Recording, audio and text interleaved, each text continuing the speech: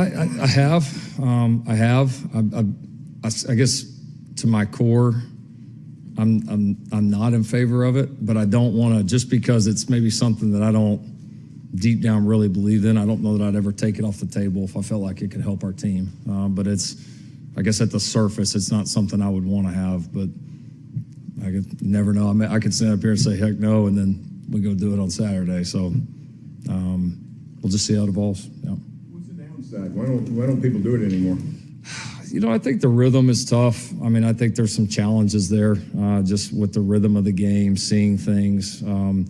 I've always believed sometimes that it's more, similar to kind of what happened 2 years ago in the Texas game, where, at the starter, you feel like it's just a tick off. You let them kind of catch their breath.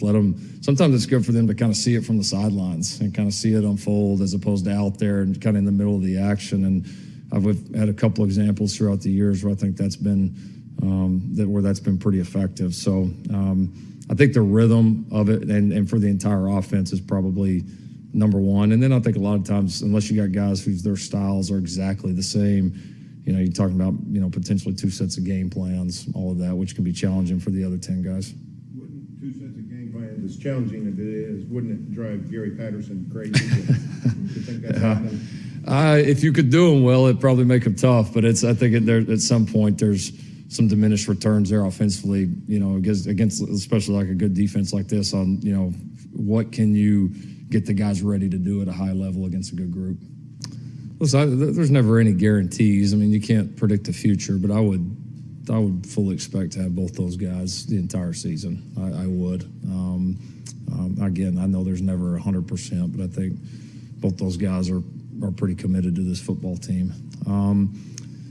I think it's a factor. I mean, I think as you plan long term, it is. I think, what we've tried to preach with our guys, especially in the middle of the season. I mean, one is your commitment level to this place, and then these opportunities pop up. I mean, so often, and I mean, there's so many examples through the years of maybe a guy. I mean, we've talked about it in here some, like Marquise his first year, and I mean, there's I could go through 50 guys right now of guys that maybe opportunity didn't show, and then all of a sudden, bam, here you go. But I think our point to these guys has been, as this question has been brought up, I'm not talking about the quarterbacks, but just the team in general, has been, what is the advantage for leaving mid-season?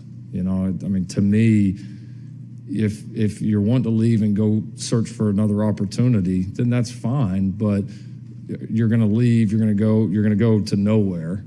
All right, you can't practice football on your own. You can train and do all that, but you can't actually practice football by yourself. So here you could be sharpening your skills, helping the team, and maybe an opportunity pops up here, and bam, you're ready. And if it doesn't, all you've done is make yourself more marketable and more ready for the next stop.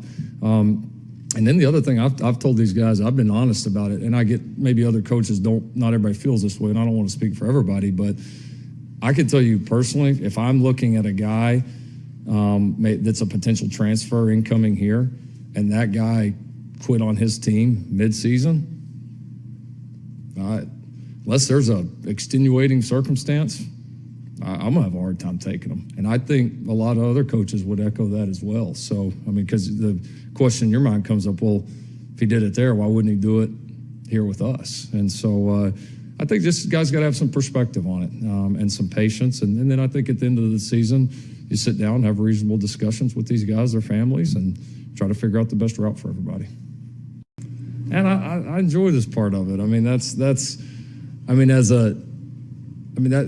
so much of what you do as a head coach. I mean, oftentimes I may not be in there coaching a D lineman, but when there's an issue, guess whose door gets knocked on,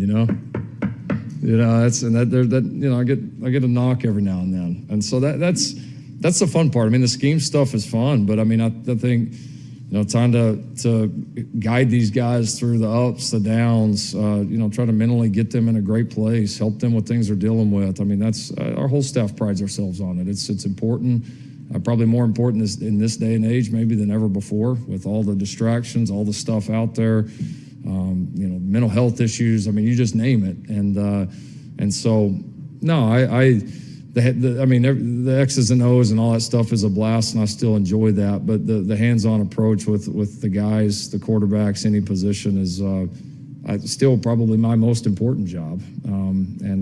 So I enjoy it. Again, doesn't mean every day's great, every day's rosy. I mean, that's the nature of my job. Is you're never going to get to a point where everybody's happy, and I understand that. But we're trying to get to a point where everybody's supported and everybody's got a kind of a path forward to doing better individually and doing better for the team. And we try to always make sure that we're doing our part there.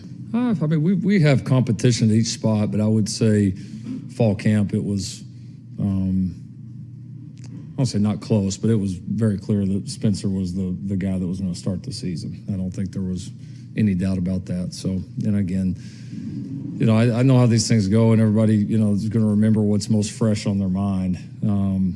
A week ago, we were sitting up here talking about how well Spencer played, and the other part of it is we got to remember, I think we are on I don't know what it is, 13, 14 game win streak right now. So the sky's not quite falling. So, I think we keep it in perspective. Spencer did not play his best early in the game the other day. Caleb came in and did a good job. Caleb wasn't perfect either. Did a good job. Spencer did a great job coming in on the 2-point play. For me,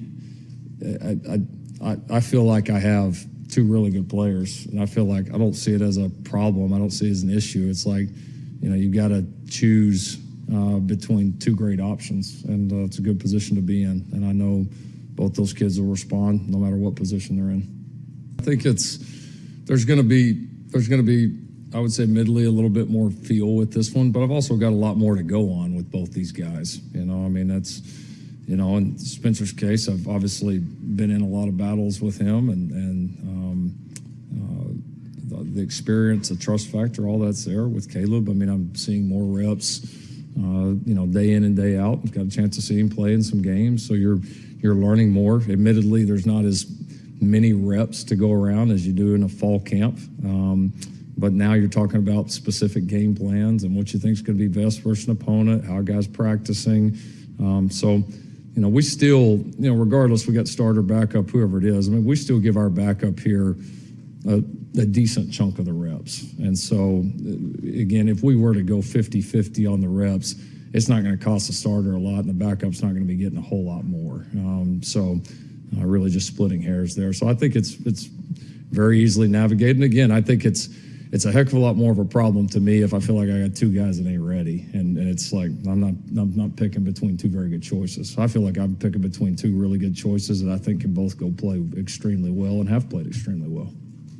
I interact with them after every series. I typically bring them over and talk to them either during one of the timeouts. Try to typically catch it during the timeout, but occasionally I'll be talking to them during a defensive series and then watching what's going on out there. So, and then through our talks at halftime, I could tell they were both very locked in and continued to communicate with both of them throughout the game. And I know those guys well enough, especially Spencer. Been in enough with him. Like I can tell when he's locked in and ready, and he was locked in and ready.